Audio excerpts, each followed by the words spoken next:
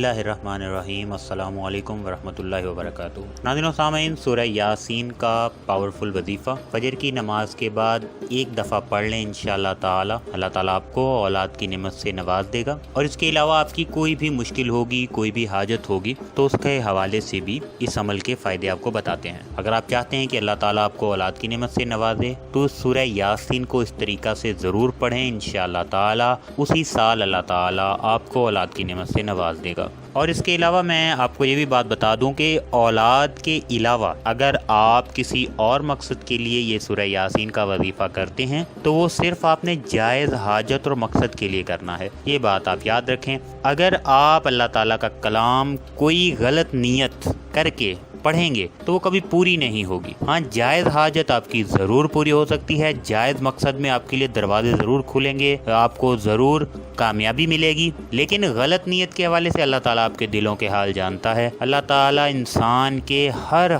काम से वाकिफ़ है कि उसने वो काम किस नीयत से किया, उसके पीछे उसकी क्या सोच थी। अल्लाह ताला किसी भी चीज़ से जो है गाफिल नहीं है। नाज़रीन सामीन, सूरह यासीन को कुरान पाक में बहुत फजीलत हासिल है। नबी करीम सल्लल्लाहु अलैहि वसल्लम ने फरमाया कि हर इंसान के सीने में एक दिल होता है। इसी तरह कुरान पाक के सीने में भी एक दिल है और वो सूरह यासीन है। अगर सिर्फ एक मरतबा रोज़ाना सूरह यासीन पढ़ने का मामूल बना लिया जाए तो पूरा दिन जिस काम के लिए भी निकलेंगे अल्लाह ताला कामयाबी अता फरमाएगा और हिफाजत में रखेगा। बीमारी से शफा के लिए भी सूरह यासीन बहुत फ़ायदेमंद है। अगर रोज़ाना एक मरतबा सूरह यासीन पढ़कर बीमार इंसान को दम किया जाए तो अल्लाह ताला शिफा अता फरमाएगा और इसके अलावा अल्लाह ताला हर काम में कामयाबी अता फरमाएगा। पूरा दिन वो इंसान ज़मीनी और आसमानी आफात और बिलियात से महफूज रहेगा। अल्लाह ताला इसको अपनी हिफाजत में रखेगा और पूरा दिन उसे किसी किस्म की कोई परेशानी नहीं आएगी। दुश्मनों की ज़ुबान बंदी के लिए अगर कोई शख्स जो है वो चाहता है कि दुश्मन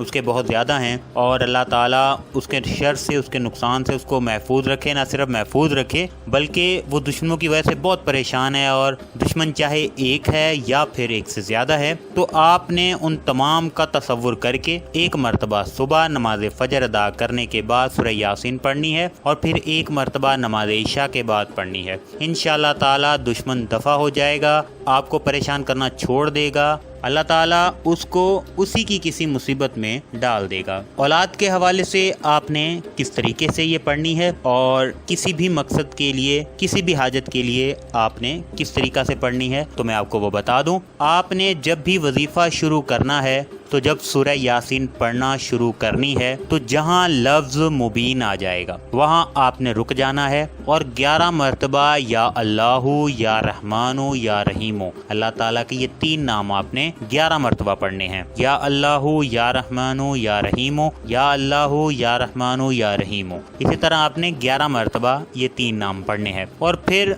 सूरह यासीन शुरू से स्टार्ट कर देनी है। दोबारा जब आप ये पढ़ना शुरू करेंगे फिर जहां दूसरी जगह मुबीन आएगा, पहले वाले मुबीन पे आपने ये 11 मरतबा नाम पढ़ लिया होगा, वो आपने पढ़ते जाना है, यानी कि वहां से क्रॉस कर जाना है। और जब अगला मुबीन आए, टोटल 7 जगह पर सूरह यासीन में मुबीन आता है, तो आपने फिर दूसरे वाले मुबीन पर रुक कर या अल्लाहु या रहमानु या रहीमो पढ़ना है और फिर इसी तरीक़ा से यासीन पढ़नी है। और जब तीसरी जगह मुबीन आएगा तो आपने फिर दोबारा 11 मरतबा या अल्लाहु या रहमानु या रहीमो पढ़ना है। हर दफ़ा मुबीन पर पहुंचने के बाद आपने शुरू से यासीन शुरू करनी है, सूरह यासीन पढ़नी, दूसरी दफ़ा भी, तीसरी दफ़ा भी, चौथी दफ़ा भी। और इसी तरीक़ा से जब आप आखिरी मुबीन पर पहुंचेंगे तो उस वक्त आपने ये 11 मरतबा नाम पढ़ के मुकम्मल सूरह यासीन को पढ़ लेना है। आखिरी दफ़ा जब मुबीन आएगा तो आपने शुरू से नहीं स्टार्ट करनी, फिर आपने वहाँ पर नाम पढ़ के उसको मुकम्मल कर देना है। इस तरह आपका ये अमल मुकम्मल हो जाएगा और उसके बाद आपने अल्लाह ताला से अपने मकसद के लिए, अपनी हाजत के लिए और औलाद के लिए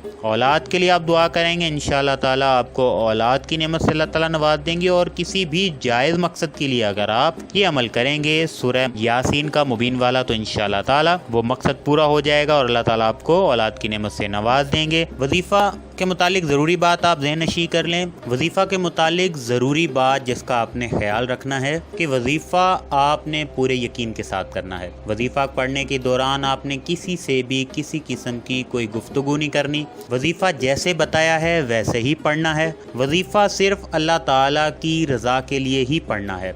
وظیفہ کو صدقے کے طور پر دوسروں کے ساتھ ضرور شیئر کریں تاکہ آپ کے ساتھ دوسرے لوگوں کا بھی فائدہ ہو سکے۔ جزاک اللہ خیر۔